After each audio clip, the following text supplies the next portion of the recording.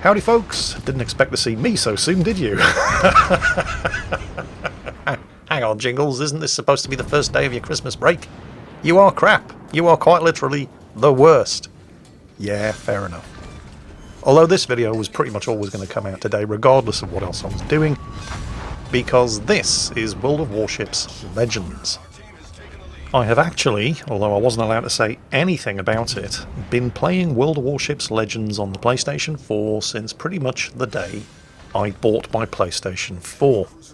Today, however, is the day where I'm finally allowed to show you exactly what is on offer, assuming you are the proud owner of either an Xbox One or a PlayStation 4. In fact, if you do fall into one of those two categories, you can now go and sign up for the beta test yourself. There's a link down below in the video description to the World of Warships Legends landing page where you can apply beta test access. If you are not a filthy console peasant, well, just sit back, relax, and see what the other half are pretty soon going to be able to enjoy.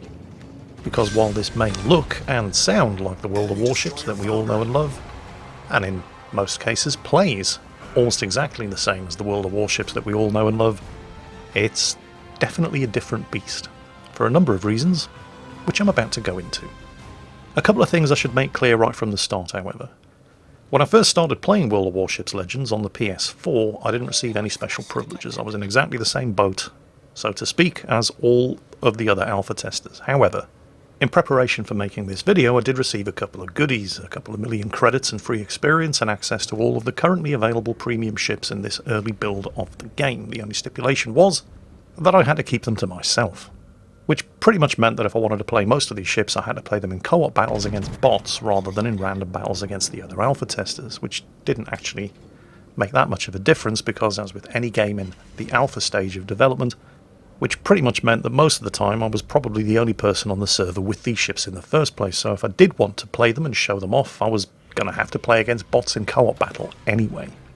So with that said, speaking as somebody who's come from a World of Warships PC background, what is my initial impression of World of Warships Legends?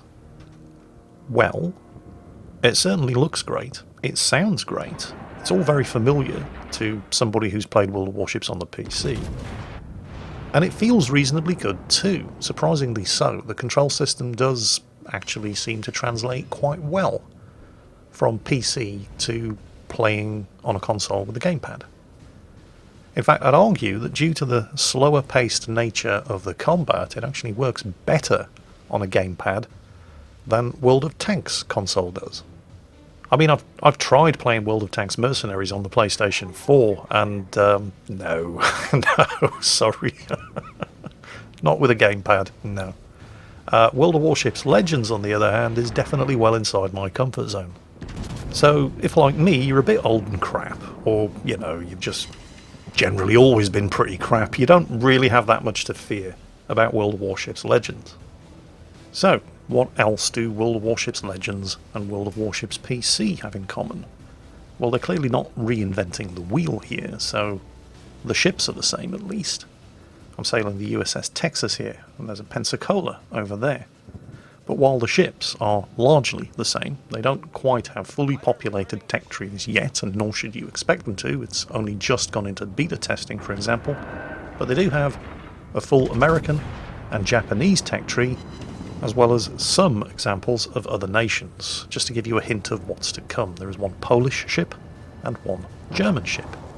What there is not, and this is where World of Warships Legends starts to differ, and there are many more differences. It might look like World of Warships, sound like World of Warships, and to a large extent play like World of Warships on the PC, but this is very much a different game. There are many and fairly substantial differences. To begin with, there are no aircraft carriers. At least not yet. Now that's not entirely surprising, given the fact that they're currently concentrating on trying to completely change and rebalance aircraft carrier gameplay on World of Warships PC. It's really not surprising that they haven't bothered trying to implement aircraft carrier gameplay in the World of Warships console just yet. Are they ever going to introduce aircraft carriers into World of Warships Legends? I have absolutely no idea. However, I would speculate that the answer to that question is going to depend entirely on how successfully they manage to make the transition on PC. If they can get it right on the PC first and get the players to accept the new aircraft carrier control scheme, I think it would probably translate very well to gamepad control. At the same time, I really don't think it's top of their priority list at this precise moment. However, again, I must remind you, I don't know any of this for a fact, this is purely speculation on my behalf. The only thing I can tell you about aircraft carriers in World of Warships Legends right now, and for the foreseeable future, is that there aren't any. It's destroyers, cruisers, and battleships only. I have no doubt that many of you will think this is a good thing, but it's not the only difference. And on that note, I think it's about time we took a look at some of the tech trees. This is the current World of Warships Legends Japanese tech tree, starting with the Chikuma at tier 1. Hang on a minute, isn't that a tier 2 on PC? Yes it is. The Tenryu is a tier 2 here in Legends, and it's the tier 3 on PC.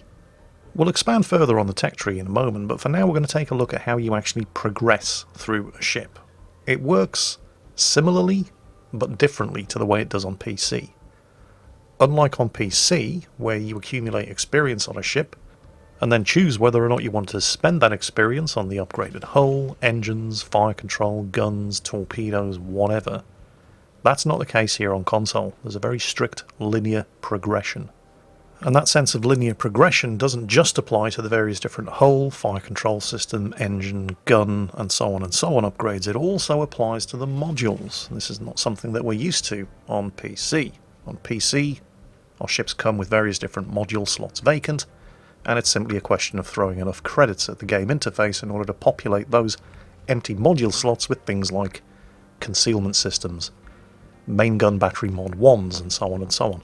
Here on console, these are also part of the linear progression of earning experience on the ship and unlocking and filling the various different slots. Once you've gotten all of those unlocks, you can go ahead and continue to accumulate experience on the ship and unlock the next ship in the tech tree. In that respect, it's exactly the same as World of Warships PC. The destination is the same, it's just the process that's different. So is this a good thing, or is it a bad thing? Well, it's certainly a different thing, and it certainly removes some of the element of choice. But at the same time, you don't have to populate all of these slots with the upgrades or modules once you've unlocked them. You do have to unlock them if you want to progress any further, but what you do with those open slots once they've been unlocked is entirely up to you. So there is still some element of choice there, just not as much as we're used to enjoying on PC. Now as for the tech trees themselves, again, very similar to PC, but different. We've already seen that the tier 1 cruiser in the Japanese line, for example, is what we're used to seeing in the tier 2 slot, the Chikuma. Likewise, the Ishizushi here, which we're all used to seeing as a premium tier 4 Japanese battleship, is not a premium tier 4 battleship in World of Warships Legends. It's not a premium battleship, it's a regular tech tree ship, and it's also not tier 4, it's tier 3. The reason for this, and the reason why we're seeing the Chikuma, for example, at tier 1 rather than at tier 2 where we're used to seeing it, is because the tech trees have been compressed here in World of Warships Legends. They only go up to tier 7. Now what that doesn't mean is that the US Navy goes no higher than the Colorado, the Mayhan and the New Orleans, and the Japanese Navy goes no higher than the Nagato, the Miyoko or the Shiratsuyu. The tech trees have been compressed, not decapitated. Let's take a closer look, and I'll show you what I mean. So, this is the current Japanese tech tree in its full glory. Not only do we have oddities like the Chikuma appearing as a tier 1 cruiser, we also have the Amagi as the top tier, tier 7, Japanese battleship, as well as the Mogami at tier 7 as the top tier cruiser, and the Kagero at tier 7 as the top tier destroyer. The Kongo is now a tier 4. The Fuso is now a tier 5, and the Nagato is now a tier 6. The American tech tree looks even more radical. And here it is, with the world-famous tier 7 US Navy battleship, the USS Iowa, and the equally world-famous tier 7 US Navy destroyer, the USS Fletcher. Now, does this mean that it's completely imbalanced because Fletchers are fighting Kageros and Iowas are fighting Mogamis? Well, no, of course not. Just because these ships appear at different stages in the tech tree to what we're used to on World of Warships PC doesn't mean that they have exactly the same characteristics here in Legends as they do on PC. The ships have obviously been rebalanced. So what's the whole point of this tech tree compression, Jingles? Why don't we have ships ranging from tier 1 to tier 10 as we do on PC? Why can't they just port it straight over?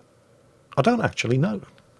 I suspect that the answer has something to do with accessibility, and I have no doubt that many of you are already typing jokes into the comments section about the short attention span of console players. Who knows, maybe that is a factor. What I suspect, although, again, I have to emphasise I do not know this for a fact, but what I suspect is that if you look at the business model of other free-to-play console games, I wouldn't be at all surprised if at some point in the future, after the game is in open release, I mean it's entirely possible that we might see, for example, a line of US Navy light cruisers, including the Cleveland, appear in the game. But it's also possible that we might see ships like this appearing in the future in some kind of premium form. Again, if you take a look at World of Tanks Mercenaries on the console, there are a lot of premium tanks, more so even than on PC, available in that title. And I wouldn't be surprised if World of Warships Legends went down the same route. But again, this is just speculation. I do not actually know. Now, the tech trees are not the only difference between Legends and PC. There is another feature, which we haven't actually looked at yet, because it's only just been introduced. And that's the ship commander system, which is radically different from World of Warships PC. Once you've seen it, you may even think it's superior. Let's take a look. You can make your own minds up. Let's go back to my Yubari. At the moment, this Tier 3 premium cruiser doesn't have a commander. And I only have 3 commanders to choose from. What's going on here? Are these just the commanders that you haven't assigned to ships? Oh no. I have these commanders assigned to all kinds of different ships, and now I'm going to assign one of them to the Yubari as well. The question is, which one? Let's give Raitso Tanaka a look. His base trait is Hide and Seek. This is a survivability skill which increases the ship's concealment rating, so not a bad choice for a light cruiser. Well, it's a useful skill to have on any ship. But what's important to realise here is what we're not looking at, rather than what we are looking at. What we are very definitely not looking at here is what you have in World of Warships PC, where every ship comes with a captain that basically has a completely blank template. And that template is exactly the same as every other captain on every other ship in World of Warships. Admiral Tanaka's base skill template is different from that of all of the other commanders that are available. Looking at Tanaka's skill template, he's got skills that affect the range and speed of torpedoes, that affect the reload time of low caliber guns, and the radius and duration of smokescreens, so maybe he would be a better choice for a destroyer. Although some of the skills that he has are still going to be useful on cruisers, particularly Japanese cruisers, but maybe he's not the best choice for the Yubari. Okay, who else is available? How about the legendary Isiroko Yamamoto? Well, he still has some torpedo skills, but that doesn't mean you should only put him on a Japanese destroyer, because Japanese cruisers have torpedoes as well. Which means we could actually tailor this guy's skill set for either destroyers or cruisers. He also has skills which increase the ship's maximum speed, again useful for destroyers or cruisers, which reduce the chance of detonation, again pretty much useful for everybody. And his choice of top rank legendary skills either reduce engine repair time, or allow us to sail with a damaged engine, or reduce the maximum number of fires that our ship can sustain. Hang on a minute, legendary status? Rank 6? What's all this about? I can see I'm going to have to explain this as well. Don't worry, it's actually quite straightforward. You can advance any commander to rank 6 just by playing the game and accumulating experience on them, and you're likely to reach rank 6 very, very quickly because you're using these captains not just on one ship, but on multiple different ships at the same time. Beyond rank 6, you're going to require insignias, promotion orders, and commendations, and you earn these by completing combat missions and daily tasks. Now, some of these commanders are going to have skills that are going to make them more useful on certain types of ships than others. Norman Scott here, for example, his base trait is Don't Let It Spill, which reduces the flooding duration, so straight away I'm thinking US Navy battleship captain. He also has a skill which improves your steering, useful for avoiding torpedoes, or a skill which improves the repair time and survivability of your gun batteries. Down at tier 2 we have a skill which reduces the damage control party reload time, or you can pick a skill which reduces the risk of your magazine detonating. Again, I'm kind of leaning towards a battleship captain here. However, if we go down to the next tier, we have a skill which increases the duration of hydroacoustic search and engine boosts, and now I'm starting to think US Navy cruiser. But we don't have to pick that skill. The other skill available at this level reduces the risk of catching fire or flooding. So again, I'm starting to think battleship. But at the same time, depending on the skills that you pick, he'd make an equally good cruiser captain. The thing is though, and this is what I like, I don't actually have to make that choice. There's nothing stopping me from putting Norman Scott on all of my American cruisers and all of my American battleships at the same time.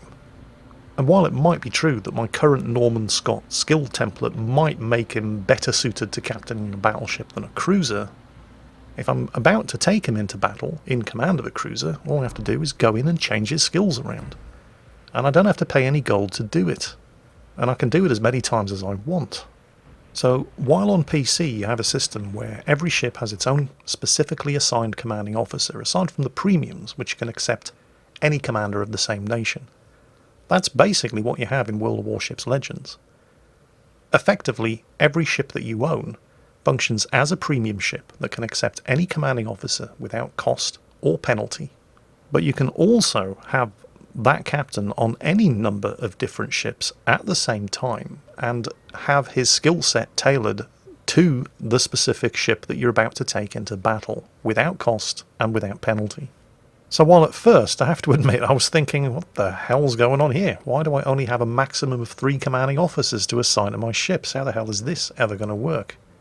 It's actually a surprisingly flexible and well thought out system. Now this is such a radically different system that I'm sure there are going to be all kinds of arguments breaking out in the comments over who's got it better, PC or console. There's a lot that I like about the console commander system. It's simple, easy to understand, it's easy to navigate with a joypad, and yet it still retains an amount of flexibility that I like when it comes to tailoring a captain to a specific ship. Is it better than what we have on the PC? Well, again, I'm sure the arguments about that one are going to rage forever. But I do like this system. I mean, it's simple, straightforward, easy to implement, easy to understand, and it definitely has its attractions. I think it would probably work just as well on PC, but it doesn't need to. Because it's important to remember that they were never just going to do a straight port to console of World of Warships PC. They didn't do that with World of Tanks, they're not going to do it with World of Warships. Because even though both games look, sound, and feel the same, they're not the same game. This is optimized for console. There are going to be differences. The commander skill system is just one of the more obvious of the differences, but there are subtle differences as well. But the differences are subtle enough that I still feel completely at home, and I feel as if I know what I'm doing, even though I'm playing using a gamepad controller. Having said that, I still prefer playing with a mouse and keyboard. Old habits die hard. You can't teach an old dog new tricks. Well, you can. And I'm doing alright playing with a gamepad. But for those of you who are used to playing with a gamepad, or who don't own a PC in the first place and have been waiting for this title to appear on console, what the hell are you waiting for? Sign up for that beta test, link down below in the video description. Don't take my word for it. Try it out for yourself. All it's going to cost you is a download. This is, after all, a free-to-play title.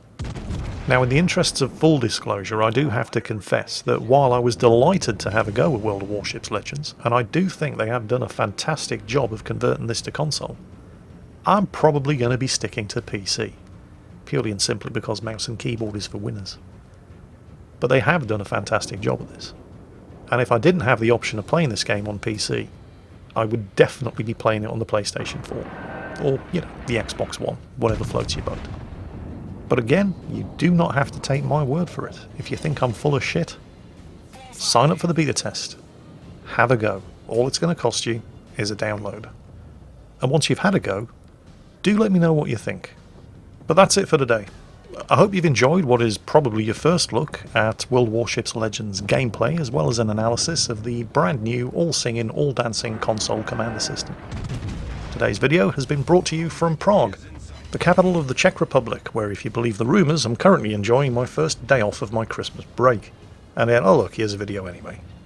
Yeah, I know, you don't have to say it, I'm as bad at taking time off as I am at everything else. Don't forget, this weekend I will be broadcasting the Shipstorm 3 vs 3 World of Warships tournament live from the World of Warships office in Prague, along with Isolate and Flambas, and I'm sure the two German twins, Mr. Conway and Chrysanthos will be making an appearance at some point or another.